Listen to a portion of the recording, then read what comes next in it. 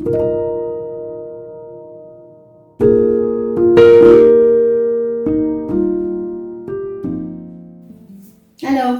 welcome to episode 2. You're very welcome. This time I'm not talking to myself. Hello to everybody who have got in touch with me from when I was podcasting the first time. It's lovely, it really is. And to all the new people. Hello. Straight on to the knitting then. I finished my Augustine's number 9. I did. Now, I've just noticed that I have a crease mark along the front. I was wearing this yesterday. I went to lunch and my mother-in-law made us lunch, a nice Sunday dinner, and I wore my lovely new jumper. And I was sitting there thinking, oh no, please don't drop your gravy down the front. You need this for tomorrow. But thankfully I didn't. But I have got a lovely crease going right across the middle, so that's what that is. Yes, I really adore it. You may remember that it has a bow at the back. Oh, that's the front. I had it hung up the back way. It has a bow at the back. So I bought myself 2 meters of ribbon to make into a lovely bow. And you know, looking at it now, I think that's a lovely colour. It would match this. It would go, and then I put the ribbon in the neck, and I thought to myself, I can't wear that. I just feel like people will look at me. People will look at me not for having a lovely jumper, which they're allowed to do that, for having this great big bow. So I wasn't feeling it at all, and yeah, so cross with myself because it's daft. If I'd seen this with this on Instagram or something, I would have gone, oh, that's stunning, that's really lovely. But for myself, I just couldn't do it for myself. And Sophie Velling, the designer behind the designer behind the Augustine's patterns, she had, I think it's quite a new pattern. I noticed that she had one for a little ribbon on. Not necessarily for this, just I think actually it's a hair bow, and thought, you know, I'm not against having a knitted ribbon on the back, a knitted bow on the back. So yeah, I knit up a little bow. It's not as wide as it should be because I was running out of yarn. I actually only finished with that amount of the Cascade 220 walnut heather. I still have a little bit more hair, but the walnut heather and actually I think this was 11 rows wide. It's supposed to be 16 rows wide, and I think had I done the 16 it would have been a little bit too big and bulky, certainly a little bit more heavier, and it may have actually weighed down. So yes, I've made that, and I think this is the cute. If I had long hair again, as before, I might have worn that in the back of my. I don't know. That might be a push too far, but yes, I have. So you're supposed to leave the back open, and the ribbon goes through the neck, and it ties into a bow, and that's how you close the back of your jumper. So I checked that I had enough ease. I can get it on. It is quite stretchy still, and I sewed the gap up, and then I stitched the bow on here, and I tacked it here, and I tacked it here, and it sits really nicely. I will put some video of me wearing it over the top. The only downside to it is, and I think this is me, because I have, whenever I join anything or increase anything, I do end up with holes when it's a tension issue, I'm sure. Can you see? Oh dear, I'm not very good at this. Can you see? You probably can't even see. You're probably not there. So I have a hole there, and I have a hole there. And then the same again on the other side. A hole there, and a hole there. Yeah, I don't know why. I don't know why. The gathers make a nice little pattern actually. Like a nice little pattern, and I'll show you the bow at the back. So yeah, this is probably, yeah, I think this is my favourite knit. And do you know the only thing that I'm a little bit about is that I wobbled the camera. I wasn't brave enough to go for a deeper colour. And my thought processes were, I need some basics in my wardrobe, I need some beiges. And so I can see what I was thinking, but I said to my husband yesterday, I think I need to knit another one, maybe come autumn, because it's a lovely flattering, and I think it would be a flattering sweater on so many different sizes. Should I put it up here so you've got something better to look at instead of my white wall? As you can see, there's plenty of stretch for the neck there. Which way should we hang it up? We'll hang it up the proper way. There we go. Oh, you can see the high-low hem there. And that is actually really flattering, because even though I have a very small upper torso, I still have quite a big behind and hips, so that is quite flattering. So as I've already mentioned, I knit this out of Cascade 220 and the light fingering walnut heather colourway, and the beige drops kid silk mohair. And it's even though it's not the first time I've knit with a thinner yarn. I've knit with lace and mohair before, and it always surprises me just how it knits up to be warm and dense. And this was knit on 6mm needles as well, so it was it always surprises me. The cuffs, they're knit on a smaller needle size, and then you just stitch the underneath, and the same with the hem, so it hasn't got a stretchy hem at all, and I think that's why I'm quite happy with the drape on it. So yeah, that's my what I've been working on, finished. I'm very happy with it.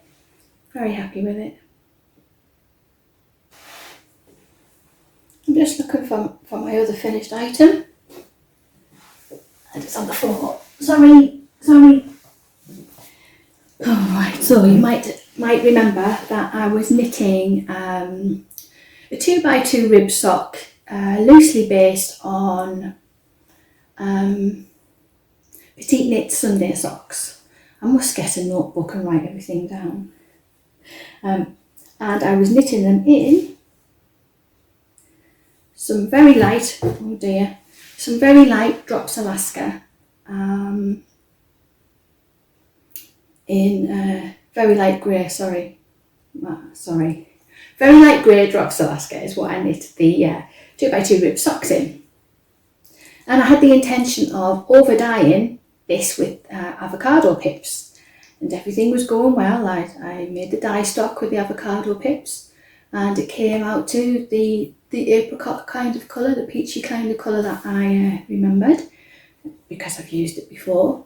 And so then I increased the alkalinity of the dye stock, and I could see, the purpley pinks were coming in. So I put my knitted sock in the dye stock. Now, when you increase the alkalinity of a dye stock, really I shouldn't use heat to have the colour to adhere. So I put the knitted socks into the dye pot, cold, with the dye solution in, and just let them absorb and absorb the colour. The only problem is the overall colour. It didn't adhere evenly, and it was quite patchy, and it was all right. It really was okay. I'm not that fussed about perfection at all, really. And I would have left it, but I did have some brown acid dye, and I thought, go on, we'll over dye this, see if we can get an even colour. And I am so pleased with the colour. I don't know whether the camera will pick it up, but it's, instead of being a dusky pink, it's like a dusky brown. You can see the hue of pink. Well, I can. I don't know if you can. I can see the hue of pink on the underneath, and the colour it's all even. So I'm really quite pleased with that. Really pleased with it. The only problem is this was a yarn that is not a sock yarn, and it's been processed an extra twice. So I've probably, the life of it has probably decreased some more, but we'll see how we get on with them. But 2x2 rib socks in an Aran weight knits up so quickly, and it's an enjoyable, well, I find it an enjoyable process anyway. So yeah, that was the story of the 2x2 rib socks and dyeing adventures. I don't know what I would do again. I think probably a different colour, or, well, obviously I would dye the yarn first before I knit it up and not knit a finished object. That might work. Yeah, so that's my 2x2 rib socks, and they're supposed to be for when I go in the camper van, but now I've shown you, they might just end up on my feet tonight.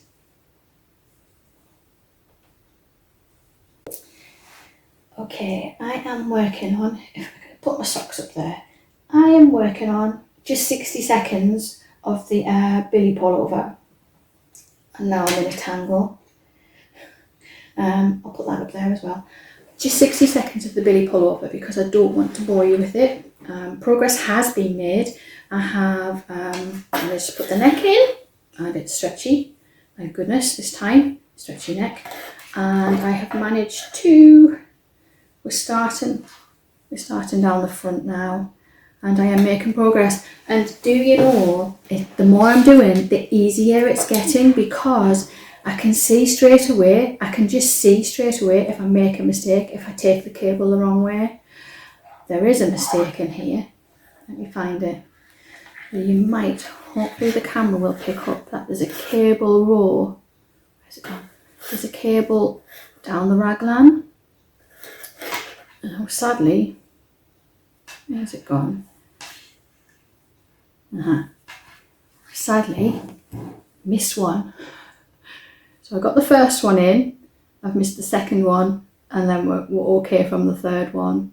But at this point, you can't see, there's no pattern to follow. You're literally using your brain and the pattern.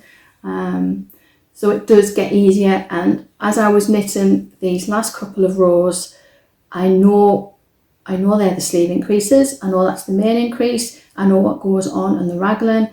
I was veering off pattern. I was using my memory, so I'm really pleased. We have got another cable coming in here, so that's a new element that's coming in on the main increase stages of it. So if last time you were listening to me and I was saying how I was struggling with it a little bit, don't listen to me, because it is a little bit taxing, or I did find it a little bit taxing at the beginning where you didn't have anything to look at, but it actually gets a little bit more methodical, and it gets a little bit more easy. If you're on the fence, and I know some of you have, you've reached out to tell me that you've picked it up. If you're on the fence about doing it, do it. So that's the Billy Pullover by Sari Nordland. I'm knitting it in Drops Nepal, which is a 65% wool, I believe, with a 35% alpaca. Yeah, that's what I'm working on there. Now, I have another work in progress. Now I have decided, I hope that's not in shot, I'll just pop it out of the way. I need more space, don't I? I have decided that I'm only going to have 2 garments going at any one time. So I'm working on that, and I needed something, now I've finished this one, I needed something a little bit easier to knit on. And I've always wanted to knit with Plotulopy, and I know I'm last to the party with it, but I've been putting it off because I'm a very tight knitter. My tension is really quite a tight tension, and it's unspun, and of course it has the reputation of tearing easily, of coming apart easily, and I just thought no, not yet. And then I've just gone for it. And I'm just knitting the Felix in it. I'm not holding it double. Just lift them up, come further into the middle. I found another bit of thing, put that one on there. Come into the middle. So this is Plotulopy in the beige colourway. Beautiful. I love it. I really do love it. It's the sheepiest, smelliest yarn I've ever come across. I like sheepy smells. This is just a little bit too sheepy. But no, this, I think it's in the light heather. I should have checked again. I must do better at this, mustn't I?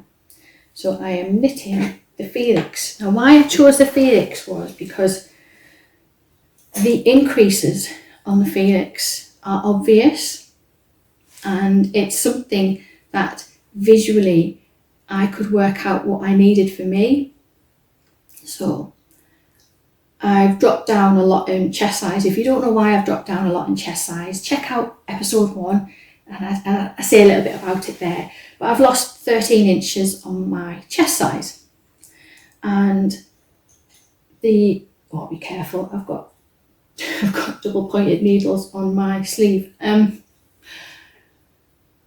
So what was I saying? Happens all the time. If you want to know what that's all about, check out episode 1. The increase, I wanted to make a cardigan that fit my, I wanted to modify it so it would fit my body and my shape. I've got a very small chest size now, and I have a normal size arm size. Or I mean a normal size arm size for me. What do I mean? My chest size has decreased a lot. My arm size hasn't, my bottom hasn't, my hips haven't, and although I'm losing some weight, I still will never be ultra slim to match my chest size. Does that make sense? So I was looking for a pattern that I could visually modify. Yeah. So I chose the smallest size according to my chest size for this, and I wanted to knit the size of arm that would fit me. So the smaller size and then the next size up for the arm.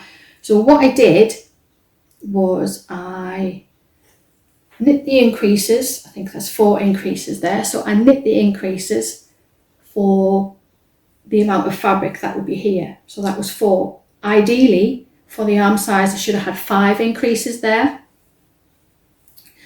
And then with omitting the 5th increase, I knit down, and then I put 6 increases. So the invisible, I made one in this. I'm not doing very well here. Sorry, everybody. I picked up 6 increases over the space of 3 rows, I think it was. So I would have the arm size to fit my arm size, hopefully, without having the extra material here. And I think we're going to be okay. I chose to not hold this double, and a lot of people I've seen on the pattern pages, a lot of people have done this, holding this double, but I wanted to see how this works. I wanted to see how it knits up and see its properties for what it is. And I'm actually, considering we're going into, spring is nearly on its way in the Northern Hemisphere, considering I think I wouldn't have finished it this in time to have a lot of wear out of it, where with just one lot of Icelandic wool. I hopefully have a cardigan for the spring. So light, it's unbelievably light. I'm really pleased with it. I have made a mistake. Let me see if I can find it. Yeah, I don't know whether I'll be able to watch those double pointed needles, Michelle. Where's it gone? Okay, I have made a mistake. Let's see. There. I have made a mistake down here. So what happened was, I haven't got them. I'll have to go get them. I've got some. I use these little plastic stitch markers. And they flick off my knitting all of the time. So I've lost so many, I only have the very large for really large needles. So that's what I was using on here. And somehow I managed to, and this is the only way I can think of what's happened, is I managed to knit through the stitch marker, through the hole of the stitch marker, and I actually knit it into my work, can you believe?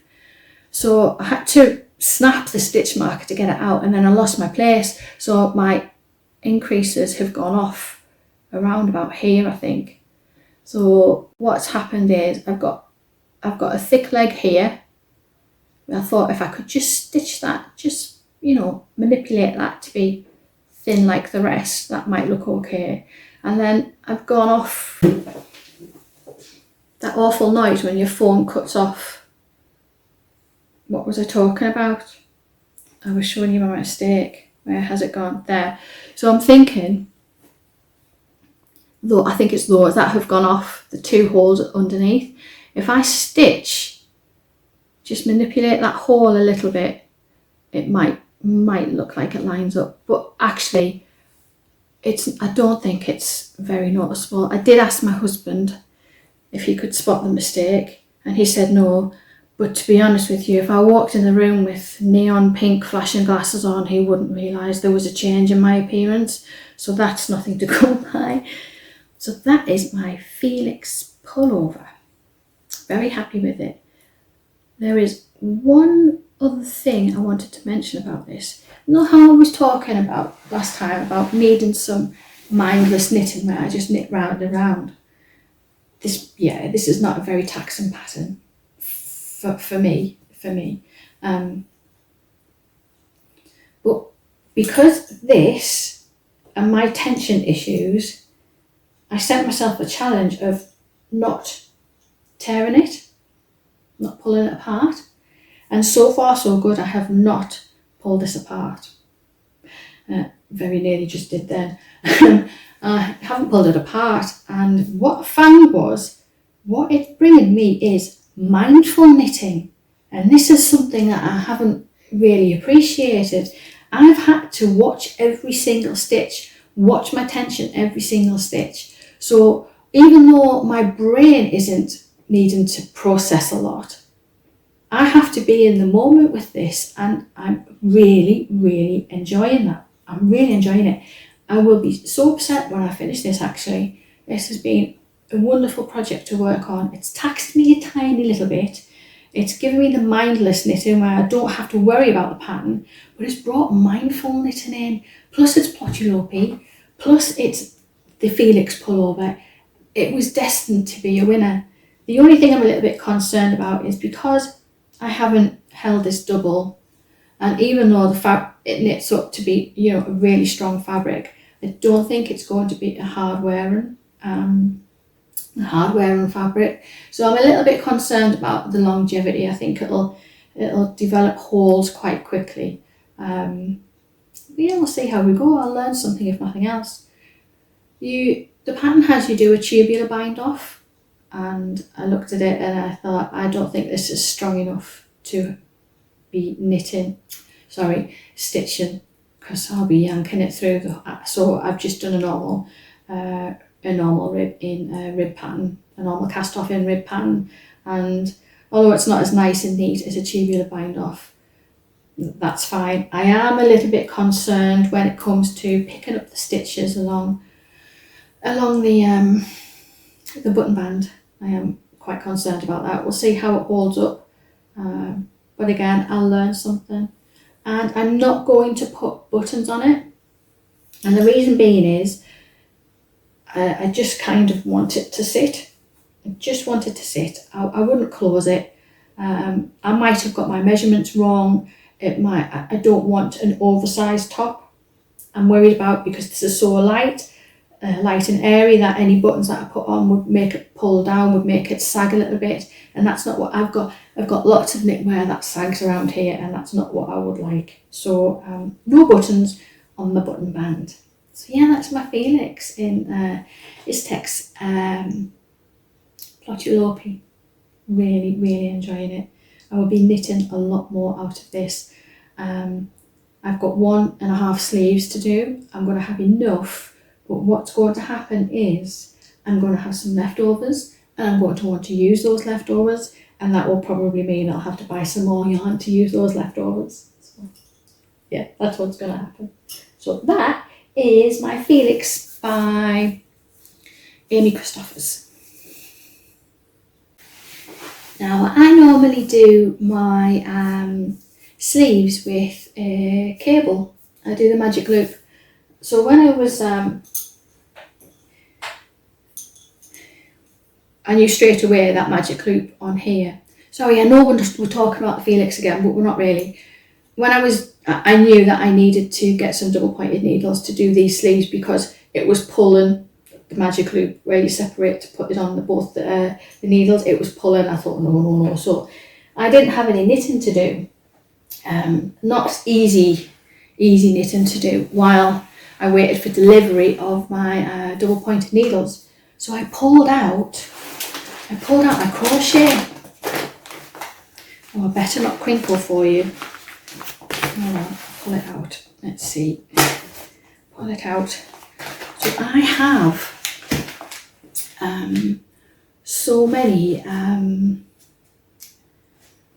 I have a great interest in Fair Isle knitting, and because of my tension issues and how tight I knit, I was having failed projects. And the reality is, they probably weren't failed. If I'd just stuck with them and maybe try and block them, it probably would have been okay. But there was a time when I was really strict and really self-critical, and I go, no, it's not good enough, and I'd stop. So I had so much Spindrift and Jameson Shetland that just didn't have a use. So when I was poorly last year, when I was unwell last year,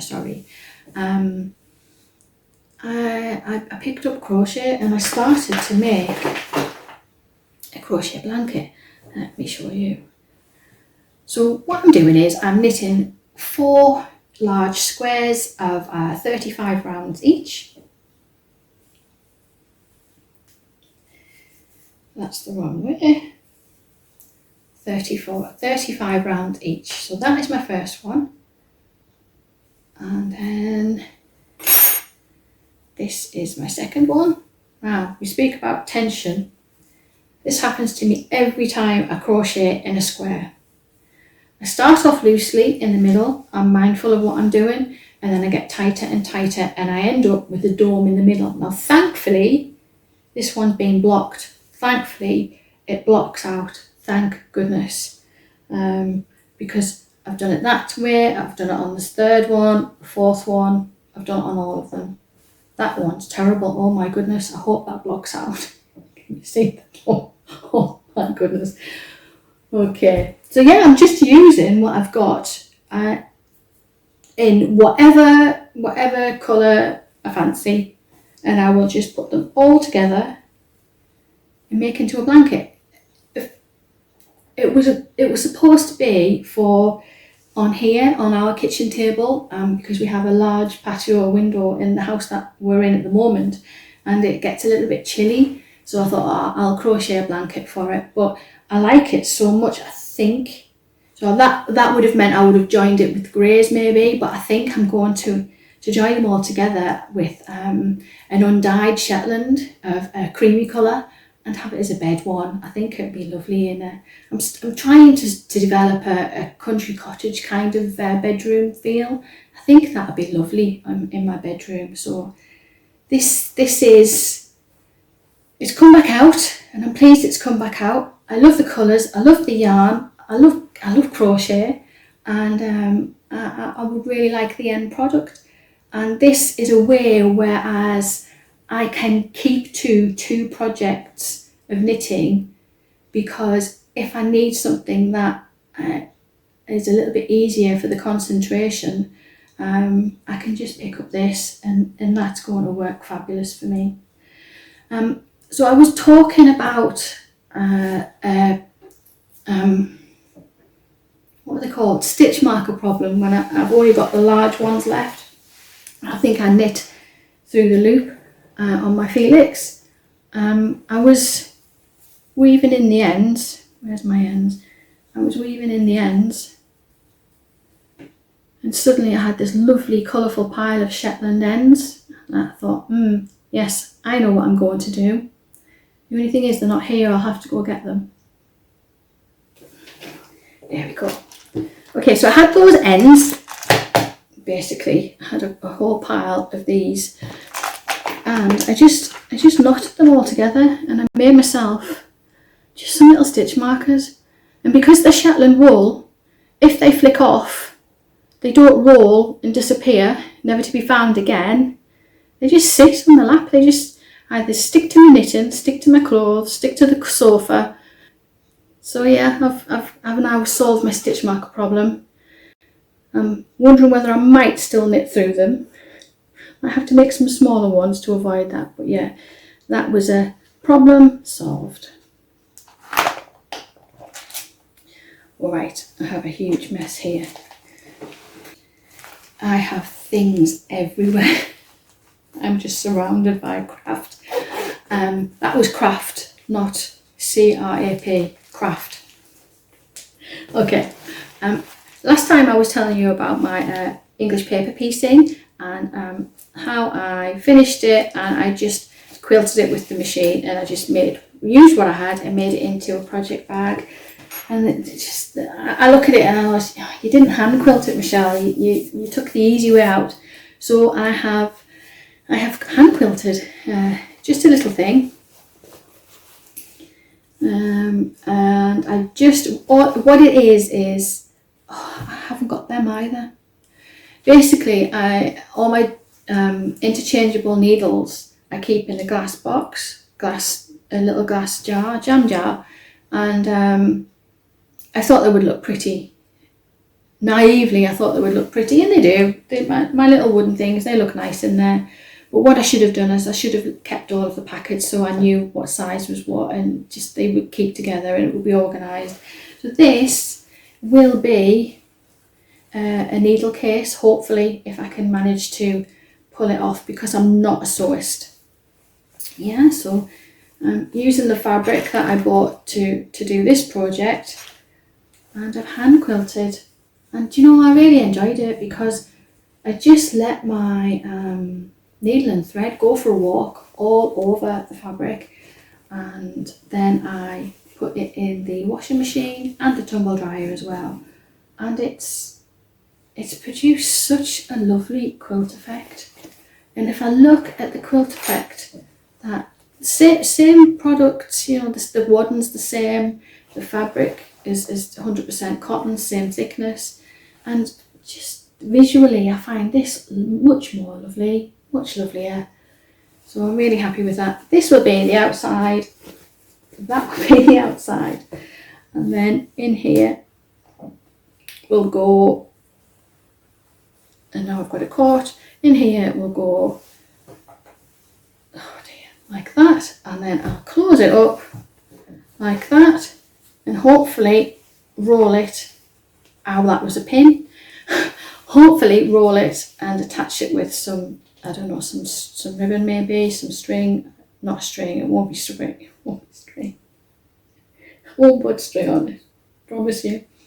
Yeah, so that's that project. Now, and finally, so we recently marked the halfway point between the winter solstice and the spring equinox, and for it I wanted to make my own candles, of which I did. And I used just such a simple, basic, easy method. I got some candle wicks, some beeswax, and just a tin of beans, an old tin of beans. And I filled this up with the beeswax, melted it down, and dipped. That one was a single wick. Dipped the single wick in, or with a double, just kept dipping this one in like that. And what you have to do is you have to wait till you dip it in and out quite quickly. Have to wait till it hardens and cools slightly, and then you dip it in again quite quickly, hardens and cools slightly. It is you do need time and you do need patience. It's not a quick project, but it's another one of those where you can just get involved in. I did mine in complete silence that day, just dipping in and out, dipping in and out, and I'm really happy with the effect. It's the first time I've tried it, and I just thought I'd share that with you. In terms of other craftings, I still have the lamp base to upcycle, and I've now picked up a charity shop photo frame for a felted picture that I have. So I haven't started them. They're in the wings, but as you can see, I've got plenty going on. I've been up to plenty, and I really appreciate you being here. I have to say thank you to Ailey of the Thoughtful Knitter podcast. I found I didn't knit at all last year until about November time, and it was right on Vlogmas. Oh, I love Vlogmas, and I get excited for it every year, but I soon realised that I get overwhelmed with it. There's so much going on. People are doing so much and sharing so much and buying so much. I just get overwhelmed, and I went out and looked for new podcasts, and I found Ailey that way, and watched all her episodes. So Ailey knew me of before, a few years ago, and I knew Ailey because she helped me get through Vlogmas. And what happened was I did that first video a few weeks ago, and I just something all of a sudden said, right, come on, you're doing it, just do it, just whatever you've got, however you are, just do it, whatever comes out your mouth, just do it. And I did, and the video sat there unwatched for a couple of days until Ailey shared it on her Instagram. Yeah, and you've come, you've given me a chance, and I've managed to repay you with a podcast that nothing has gone right. I've ummed and ahed, I've been up and down lots of times, I've forgotten things, I haven't wrote any notes, but hopefully you've had half an hour or so a time out, and just relaxed a little bit as you've listened to me go on and on and on about my project. So thanks for being here, thanks for staying here, thanks for giving me a chance, and your comments.